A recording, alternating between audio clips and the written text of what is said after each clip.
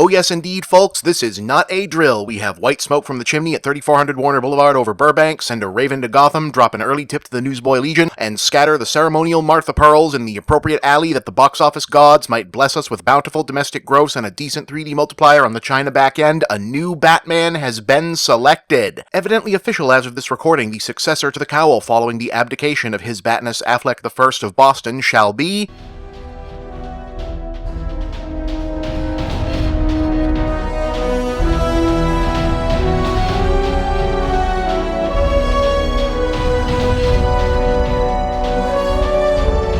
Robert Pattinson, previously of the Twilight films.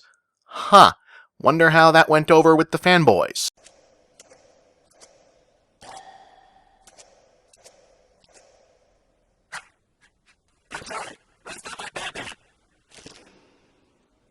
So not well. But okay, apparently this is now the situation. The 33-year-old actor will reportedly take up a 3-movie deal at Warner Brothers, starting with the debut under writer-director Matt Reeves, currently titled The Batman, which will reportedly be a smaller-scale, less spectacle-driven take on the property, focused on detective work, mystery-solving, and the underworld crime thriller elements, featuring multiple Batman villains, and will all but certainly be a complete reboot or soft reboot, disconnected from the most recent Ben Affleck incarnation of the character, with Pattinson as a younger Bruce Wayne near the beginning or midpoint of his career rather than the aging unretired version. At this point being unclear what that means about the ongoing continuity of the DC Extended Universe, with the previously Affleck Batman-adjacent Wonder Woman, Aquaman, Suicide Squad, and Harley Quinn franchises still ongoing, but Henry Cavill also having apparently snapped his last neck as Superman.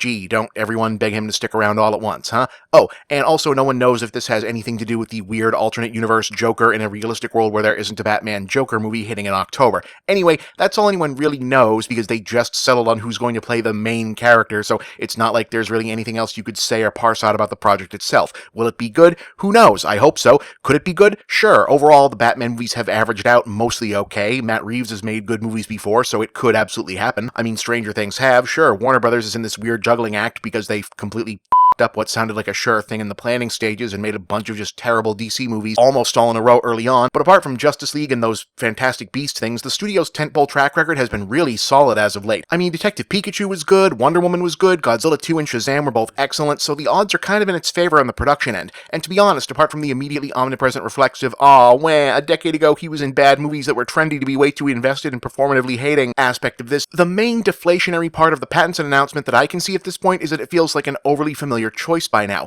For months, rumors had circulated that production might have been looking to take a big swing and cast significantly against the traditional Batman archetype for the new guy, with rising new millennium superstars like Michael B. Jordan and Henry Golding even being floated as possible candidates. By contrast, Robert Pattinson feels like an almost absurdly safe choice. Oh wow, a tall handsome white guy with a distinctive jawline who pounce all the time. Way to think outside the box on that one. But assuming he's given a good script and well directed, I see no reason why he shouldn't be able to more than acquit himself in this part, like multiple other guys fitting that description have acquitted themselves as Batman already. He's certainly a good enough actor. No, not in Twilight, but nobody was. Also, as is the case with co-star Kristen Stewart, Pattinson has largely spent the last decade since those movies taking advantage of having gotten A-list blockbuster fame and fortune right out of the gate by largely avoiding jumping into another big franchise project, and instead building a rock-solid resume of interesting, challenging roles in offbeat independent and art house films like Cosmopolis, Maps to the Stars, The Rover, Queen of the Desert, High Life, and this year's buzzworthy festival horror circuit offering The Lighthouse under god-tier legendary directors like Werner Herzog, David Cronenberg, and Claire Denis. Hell, he's already signed up for Christopher Nolan's top-secret spy thriller project Tenet in 2020, and yet to quote-unquote fans who've already been tearing their hair out, stomping their feet, and drafting petitions in a rage over this, none of that matters. What matters is, he's the guy from Twilight, and Twilight was a series of not very good movies that a way too big segment of the mainline, mostly younger male film geek chattering class got way too devoted to hating, and so both it and its supposedly worst thing that ever happened fanbase had to be destroyed through abject mockery, with the fact that the movies and corresponding books were both pretty bad, and also were uncomfortably retrograde in their presentation of relationship politics, serving as the fig leaf of justification for going so over the top with the merciless pounding. But, you know, along with the sobering and necessary introspective reappraisal that necessarily emerges from remembering that yes, we, as in many of us as a collective part of the mainstream popular culture, really did spend over half a decade rhetorically beating up on teenage girls by telling them that they were the big stupid cancer on civilization because a thing they liked was more popular than we felt it deserved to be, being a good for the soul searching kind of thing, I also genuinely feel like its presence in a roundabout way is one of the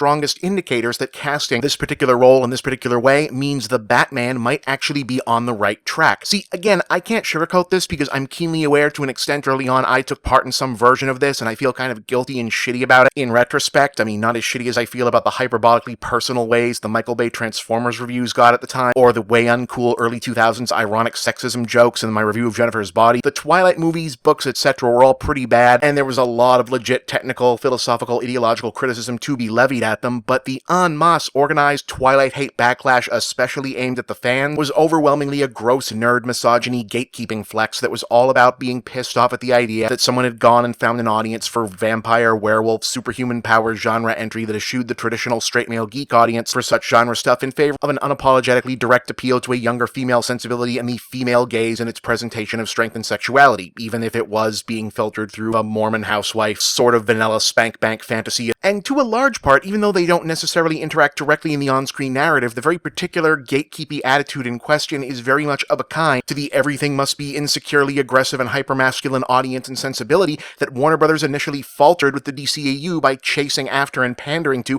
with the likes of Batman v Superman, Suicide Squad, and a lot of Man of Steel. By contrast, being willing or even eager to invoke the predictably impotent rage of such an audience via this casting and follow through with it suggests that either the people making the decisions for this film now are so confident in their take that they simply don't care what the internet rage machine thinks, or that they do care and in fact specifically set out to antagonize that part of the audience as part of reshaping the brand identity away from its associations with the worst of toxic fanboy culture. In other words, either the people behind the Batman either don't care that casting Edward from Twilight as Bruce Wayne is guaranteed to piss off the absolute worst kind of Batman fanboys, or they do care and they want to establish as early as possible that this version is the opposite of what that often toxic fan culture wants it to be. And while everything else about this project is one big gigantic unknowable, either of those positions is very much the right place to be starting from.